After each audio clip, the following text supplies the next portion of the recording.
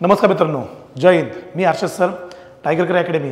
मित्रांनो, आज आपण एक असा विषय घेऊन आलोय की महाराष्ट्राला नाही भारत देशाला लाजिरवाणा असा की आज आपण पाहिलं, एकीकडे पाहिलं तर कुंभमेळा एकीकडे चालू आहे आणि एकीकडे पाहिलं तर भारत देशातले जवान आज रस्त्यावरती भीक मागतायत. तर आज या दोन्हीमधला आज आपण डिफरन्स जाणून घेणार आहेत. मित्रांनो, आज आपल्या सर्वांचे यूट्यूब, इंस्टा, फेसबुक, ट्विटरवरती असा एक फोटो इतका व्हायरल होतोय की आपण सर्वांना पाहिलं की आज आपल्या सर्वांना पाहिलंच नाही तर आपल्या फिल्म इंडस्ट्रीमधले काही हिरो तिच्यावरती फिदा झालेत. आज जर सांगायचं परत झालं तर एक विशेष बाब अशी आहे की महाराष्ट्रातल्या प्रत्येक किंवा भारत देशातल्या प्रत्येक जो शेतकरी वर्ग आहे, कुटुंब आहे किंवा जो युवा जनता आहे, ह्या युवा जनतेने आज थोडंसं काळजीपूर्वक घेतलं पाहिजे.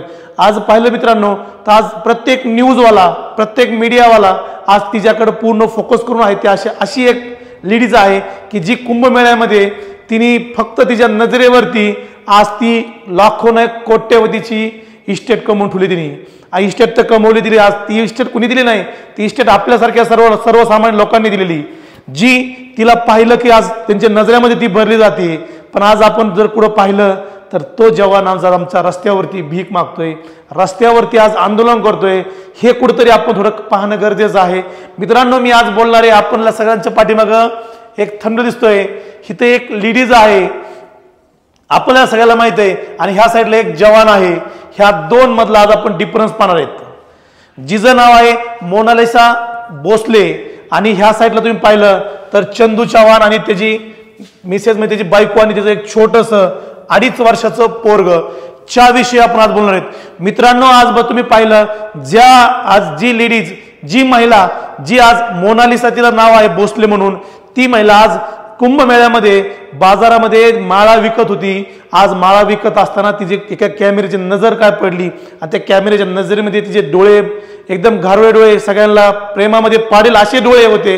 आणि त्या डोळ्यावरती ती आज एकदम भारत देशामधले प्रत्येक मीडियावाला आज तिच्यापाशी जाऊन तिची आज चौकशी करतोय. अरे मित्रांनो, आज आपण भारत देश इतका बी भंगार नाही ना की जो आज फक्त एका मुलीच्या डोळ्यावरती फिदावून आपण सर्व मीडियावाले आज तिच्यापाशी जातात.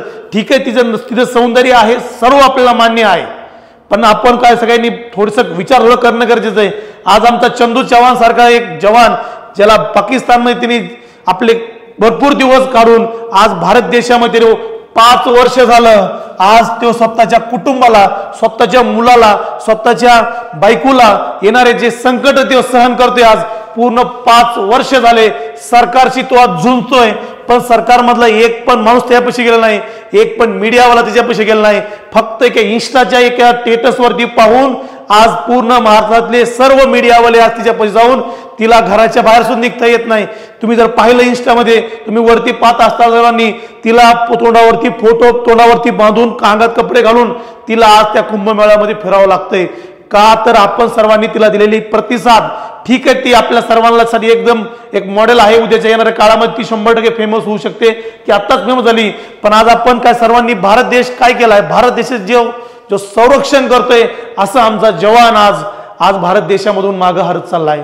मित्रांनो, तुम्ही पाहत असाल, मुंबईमध्ये असाल, धुळ्यामध्ये असाल, चंद्रपूरमध्ये असाल, आज आमचा जवान बायकोला, पोराला घेऊन एक हातामध्ये झेंडा घेतोय, भारत देशाचा झेंडा घेऊन, तिरंगा झेंडा घेऊन हातामध्ये, आणि दुसऱ्या हातामध्ये कटोरा घेऊन फिरतोय. मित्रांनो, हे थोडंसं कुठेतरी आपण पाहणं गरजेचं आहे. ह्या व्हिडिओच्या माध्यमातून आपलं एकच सांगायचं मित्रांनो की आज आपल्याला बदलणं गरजेचं आहे, काळाची गरज आहे. मीडियावाले सुद्धा इतके डेंजर झाले असतात त्याला. आज मीडियावाल्यांनी आज हिच्यापाशी जाऊन, जी मोनालिसा भोसले आहे, हिच्यापाशी जाऊन हिला इतका फेमस केला आहे. मग तुम्ही आज आमच्या ह्या चंदू चव्हाणला का करत नाहीत? तुम्हाला काय वेदना? तुम्हाला सरकारवरून तुम्हाला दाब आहे का? तुम्हाला प्रत्येक प्रश्न तुमच्यापाशी आज प्रत्येक ह्या भारत देशातला प्रत्येक जवान तुमच्यापाशी प्रश्न विचारतोय की आज तुम्ही इतके लाजिरवाण का आहेत? कारण फक्त एक आहे की आज आमचा भारत देशामधला जवान, त्याच्याबरोबर अनेक त्याचे कितीतरी जवान असे आहेत की आणि पुढे याला ते घाबरतायत. का घाबरतायत? तर आज मीडिया त्यांच्या सोबत नाही. ज्याच्यासोबत मीडिया आहे त्याच्यासोबत आज भारत देश सुद्धा आहे, पण आज मीडियावाले दाखवायला घाबरतायत, कारण की त्यांना वरून सरकारचा दाब असा असेल, मला असं वाटतं. कारण आपण थोडंसं कुठेतरी जाणून घेणं गरजेचं आहे.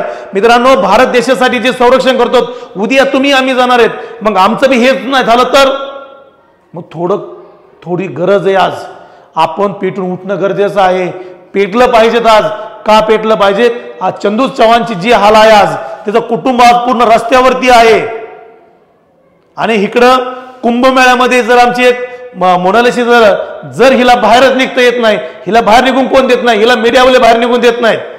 आले की लगेच तिच्यापाशी फोटो आणि सर्व तिच्याकडे आज आकर्षण, ती कुंभमेळ्याचे आकर्षण पूर्ण झाली. आणि इकडं भारत देशाचं ज्यांनी संरक्षण करून, ज्यांनी 10-10, 15-15 वर्ष घासून आज भारत देशासाठी 5 वर्ष झालं भीक मागतोय की मला पुन्हा तुम्ही सर्व्हिसला घ्या किंवा माझे फक्त जे शासनाच्या मार्फत ज्या गोष्टी भेटतात तेवढ्याच द्या. आपल्याला ते काय पैसे मागत नाही, काहीच मागत नाही. पण तरी पण आज आमचा चंदू चव्हाण सारखा जवान आज भारत देशासाठी आज भीक मागण्यासाठी उभा आहे.